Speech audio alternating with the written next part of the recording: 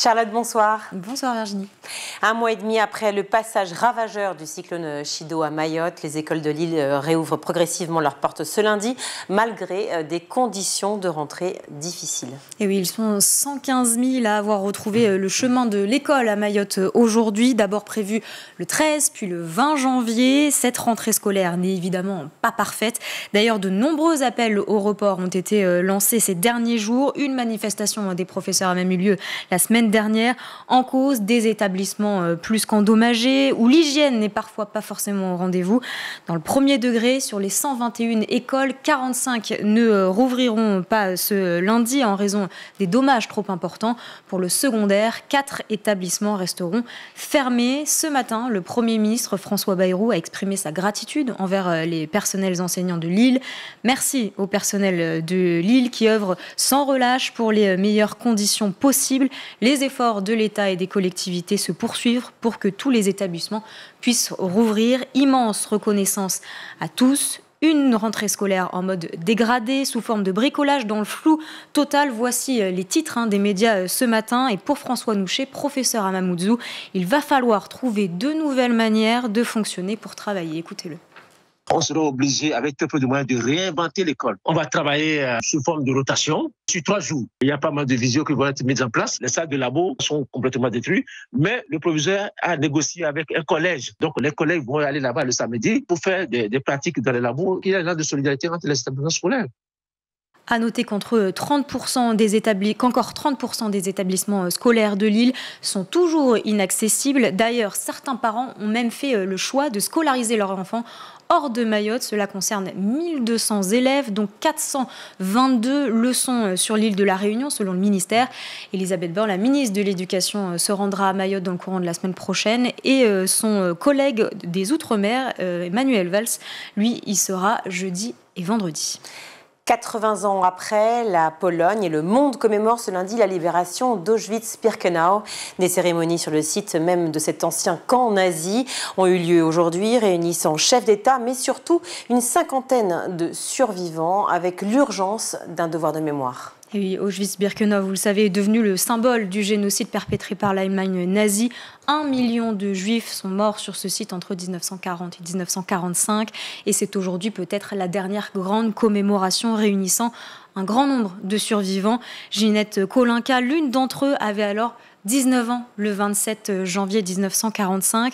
Elle est l'unique rescapée de sa famille. 80 ans plus tard, à l'aune de ses 100 ans, ses souvenirs du camp de la mort sont intacte, et c'est toujours avec cette envie, ce devoir même de ne pas oublier qu'elle intervient auprès des collèges et des lycées. Elle était ce midi sur RTL. Écoutez. Moi, mes souvenirs de Birkenau, c'est la crasse, c'est la saleté, c'est les coups, c'est le bruit, c'est tous les gens qui courent tout le temps. Il faut faire schnell. Donc ça veut dire vite. Eh ben, toujours il faut courir, toujours on vous pousse, toujours on vous bouscule, schnell. Tout était sale, tout était écœurant. Chaque pas que vous faites, vous pouvez être sûr qu'il y a eu quelqu'un qui est tombé sous les coups des capots, qui s'est peut-être évanoui, qui même a été tué. C'était le camp de la mort. Une parole et un devoir de mémoire, surtout plus que nécessaire pour Yanis Roder, responsable des formations au mémorial de la Shoah à Paris. Cette parole-là, ce vécu-là va disparaître avec eux. Mais ils ont beaucoup parlé, on a beaucoup enregistré, on les a beaucoup écoutés. Certains ont écrit également, donc la matière est là, si vous voulez. Donc on va aujourd'hui faire de l'histoire. Maintenant, on va perdre une chose.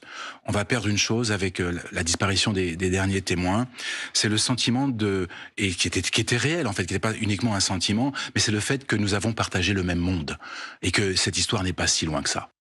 Auschwitz est aujourd'hui devenu un lieu de recueillement, de tourisme, même avec près de 2 millions de visiteurs par an. Une visite qui doit exister, évidemment, mais qui doit surtout être encadrée, expliquée, même aux jeunes notamment. C'est ce qu'a déclaré Haïm Korsa, grand rabbin de France, au micro de France Inter ce matin. Non, mais il faut y aller, et je vais vous dire pourquoi. Parce qu'il faut tenir compte de ce qu'elle disait, mais il faut préparer les voyages. Ça rime à rien d'amener des petits comme s'ils allaient à la fête foraine, au truc, au machin. On les amène à Auschwitz, voilà, comme ça, ils ont biffé la gaz, oui. Pas comme ça que ça se passe. Il faut qu'il y ait une véritable préparation. Il faut passer par exemple par le mémorial de la Shoah. Il faut que les professeurs dans les classes anticipent et construisent une pensée pour pas qu'ils arrivent sur quelque chose qui va forcément les pousser à avoir des stratégies d'évitement qui consistent à ricaner, pas parce qu'ils se moquent, parce que c'est insupportable ce qu'ils voient. À noter, et vous en avez parlé vendredi, que près de 200 photos du camp d'Auschwitz sont exposées depuis jeudi dernier et jusqu'au 13 novembre prochain au mémorial de la Shoah à Paris, dans l'exposition « Comment les nazis ont photographié leurs crimes Auschwitz 1944 ». Une exposition à aller voir donc. À Paris, le choc toujours après la mort d'Elias, 14 ans, poignardé vendredi dernier dans le 14e arrondissement après avoir refusé de donner son portable.